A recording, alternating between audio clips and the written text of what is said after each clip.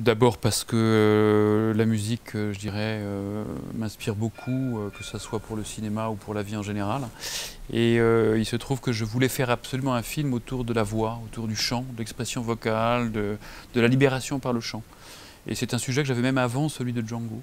Donc je me suis dit, tiens, bah, comme deuxième film, c'est une continuité et c'est important de le faire pour moi, donc ça me semblait le bon moment. Et si j'ai choisi en fait l'univers carcéral, c'est-à-dire en fait l'univers de la détention, c'est parce que j'avais eu la chance de rencontrer quelqu'un qui avait mené des ateliers de chant et de musique dans un centre de détention, dans plusieurs centres de détention. Et j'ai trouvé que c'était intéressant d'opposer la libération par le chant à l'enfermement des corps et des confinements.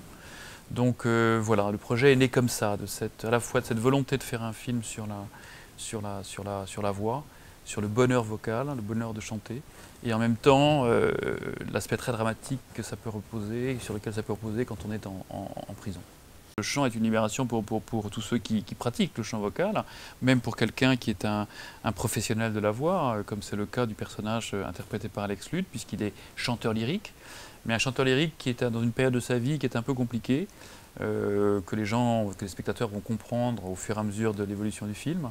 Et en même temps, il a un problème avec sa voix. Il a un peu une période où il a un problème, sa voix, il ne la supporte plus, il a du mal à s'entendre chanter probablement. Et donc, voilà, il y a un peu un... Donc lui aussi, quand il va venir dans ce centre de détention pour femmes et faire chanter ces femmes, il est aussi à la recherche de quelque chose qui peut en tout cas l'aider d'une certaine façon. Et il se trouve que voilà, c'est aussi son chemin, c'est-à-dire qu'il va aussi, lui aussi, se libérer, à retrouver quelque chose qu'il avait perdu.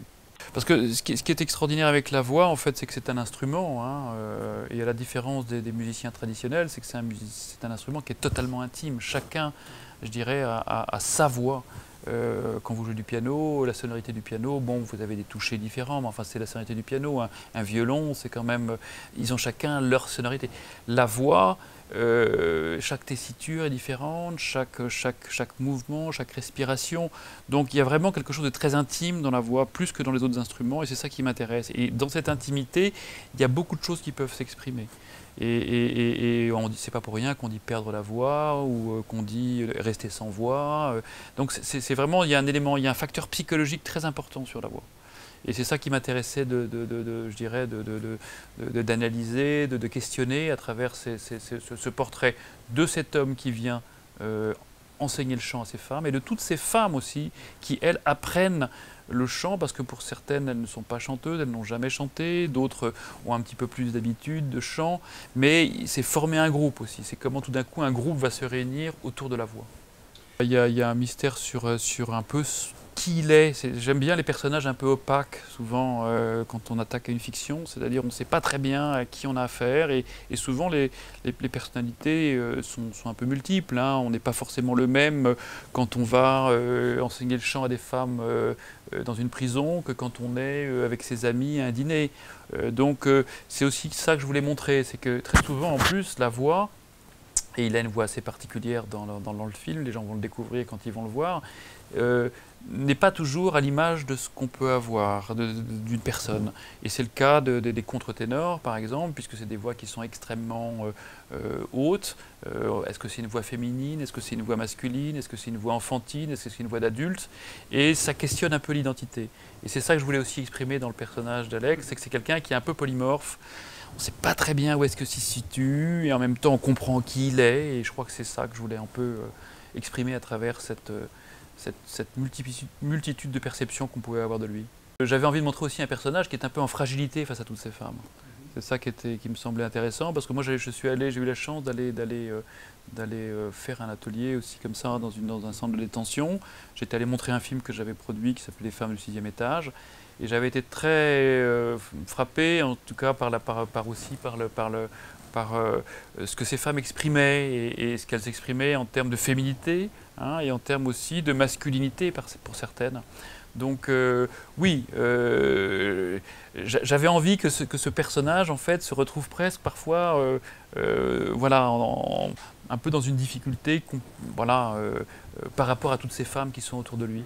Et donc parfois elles l'agressent, parfois elles ont un côté presque plus masculin que lui peut avoir. Et c'est toute cette inversion de rapport qui me semblait intéressante à traiter à travers cette situation. C'était un casting qui était très long. Et tous les personnages étaient écrits, hein, c'était un peu ça, c'est l'observation que j'ai pu avoir moi quand je suis allé visiter comme ça en prison, faire des ateliers. Et donc le casting a été assez long pour trouver un petit peu toutes les femmes qui correspondaient, que ce soit Agnès Jaoui, Afsia Herzi, Veerle Beitens ou les autres actrices, certaines qui ne sont pas actrices du reste. Et donc ce qui était important, c'est quelle voix elles avaient aussi, par exemple, comment elles parlaient, comment elles chantaient, celles qui ne chantaient pas, pour que tout ça puisse, je dirais, s'accorder. Et puis j'ai eu la chance de pouvoir les faire répéter longtemps ensemble. En préparation, ce qui fait que ça a lié le groupe, vraiment, ça a été vraiment une chose importante, ça leur a permis de se connaître, de voir qu'elles pouvaient chanter ensemble, mais je n'ai pas fait trop répéter pour qu'il y ait aussi pendant le tournage vraiment le travail d'accompagnement et que le travail que fait le personnage de Luc, interprété par Alex Lutz, soit vraiment efficace aussi pendant le tournage, pour qu'on sente les progrès qu'elles font au même moment que je les filmais. Voilà. Et j'ai eu la chance que ça a plutôt fonctionné, puisqu'elles chantent vraiment dans le film, c'est vraiment leur voix prise en son direct, vraiment pendant les prises. Donc voilà, ce groupe s'est un peu constitué comme ça, après des tâtonnements pendant le casting, et ensuite quand elles ont travaillé ensemble. Le personnage d'Agnès Jaoui est un personnage qui est très important pour moi dans le film, parce qu'en fait c'est un petit peu un personnage qui quand le personnage interprété par Alex Lutz, Luc, arrive très vite à percer un petit peu voilà, à qui elle a affaire. Et donc Alex se sent tout de suite dans une situation un petit peu d'observation, et en même temps il voit que c'est une femme qui semble assez dangereuse, donc il la craint, et en même temps elle chante très bien. Donc se lie un rapport entre eux assez étrange, que j'ai voulu comme ça, où en même temps il est fasciné par elle, et en même temps il la redoute. Et donc au fur et à mesure qu'on avance dans le film, on va comprendre en fait qu'il y a une chose qui les lie l'un et l'autre, et qui est de l'ordre un petit peu du ressort psychologique. Et donc, c'est pas pour rien qu'ils se sont reconnus, entre guillemets. Ils ont un peu la même culpabilité, je dirais. Et ça, c'est une chose qu'on va découvrir pendant le film. Donc, oui, elle a cet aspect assez mystérieux. Mais vous savez, c'est une chose qu'on expérimente quand on va faire un atelier en prison. Vous ne savez pas à qui vous avez affaire. Hein, on vous dit du reste de ne pas poser de questions. On vous demande de rester dans une forme de pudeur et d'intimité, parce que voilà. Donc en fait, on est obligé en permanence de se dire, tiens, mais ces femmes, qu'est-ce qu'elles ont fait, pourquoi elles sont là, et en même temps, à un moment, on l'oublie aussi, parce que quand on travaille avec elles, on n'est pas du tout dans l'idée de tout savoir. Mais c'est des moments de bonheur aussi, des moments de chant, des moments d'unisson qui se font, d'harmonie, qui fait que tout d'un coup, les gens se révèlent aussi dans ces moments-là. Et Agnès, le personnage interprété par Agnès Jaoui, reste quand même un personnage assez mystérieux, mais qui en même temps fascine le personnage de Luc.